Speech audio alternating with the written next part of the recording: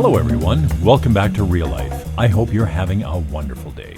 Thank you to all the subscribers and members. There's plenty of members-only videos to enjoy and more to come. Your support is appreciated. Today's episode is truly fascinating, especially if you are a Toronto music scene fan.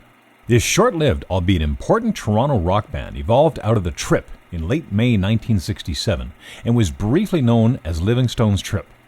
In July, the musicians modified the name to Livingstones Journey. The members were Jimmy Livingston on vocals, Stan Endersby on guitar and vocals, Ed Roth on keyboards, Dennis Pendrith on bass and vocals, and Bob Ablack on drums. Jimmy Livingston, Stan Endersby, Ed Roth, and Bob Ablack had all earlier been in the Just Us. Livingston had also briefly co-fronted the Mynah Birds in 1965 with Ricky James Matthew, also known as Rick James. Yes, that Rick James. The Livingston-led lineup entertained fans at Toronto's Esplanade, a plaza on the ground floor of the Richmond Adelaide Centre, during mid-August 1967, and the following month played at Ottawa's Mall in Parliament Hill, the latter at a smoke-in in support of pot legislation. Sometime in October, Ted Sherrill came in on drums for the Vendettas, Keith McKee of Kensington Market fame's old band, and former The Imperials frontman Bobby Chris, real name Bob Burrows, was drafted in to replace Livingston.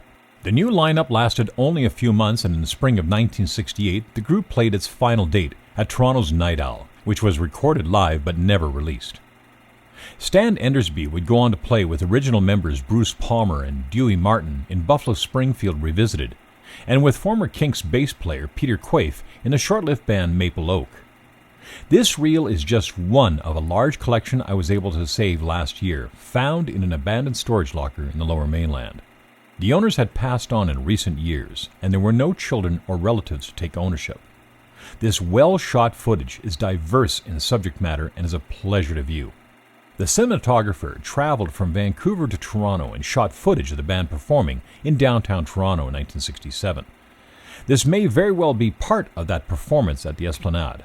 These reels could have ended up in the landfill. Instead, they will be preserved and cared for. 57 years later, and this film is being shown for the first time. A little bit of Canadian music history. The only clue I had to work with is the small band sign on the stage. In speaking with former band member Stan Endersby recently, he was delighted and a little surprised that this footage surfaced after so many years. Who the young lady is dancing at the front of the stage, we don't know. But the little mop-haired boy grooving to the music is certainly having fun. Perhaps he may be recognized. Thank you to Nick Warburton for the wonderful research of this little-known Toronto band. How many amateur film reels are there out there with bands performing just like this, waiting to be rediscovered? The summer of 1967 was filled with amazing music. The Doors, Jefferson Airplane, Strawberry Alarm Clock. This rare footage represents some of Toronto's early rock music scene during the Summer of Love. It's a joy working with these old reels. I'm delighted to have found this reel and to be able to share it with you. If you have any old amateur 16mm films that might need a new home, I'm always interested. Rediscovering and sharing them can reveal some real gems, just like this one. As a bonus, the cameraman also managed to capture a brief bit of aerial footage over Toronto, including the relatively new City Hall and sights all around downtown.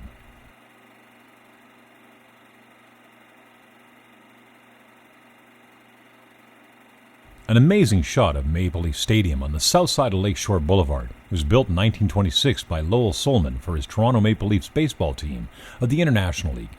It would be demolished in 1968.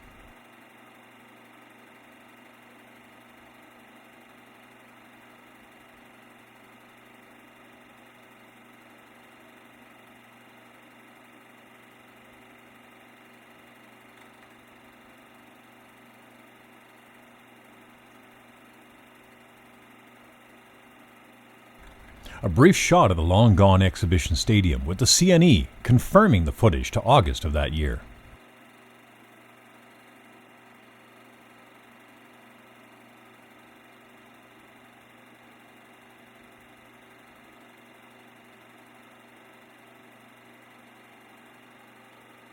Thanks for watching. Have a great day. Be kind, and we'll see you next time on Real Life.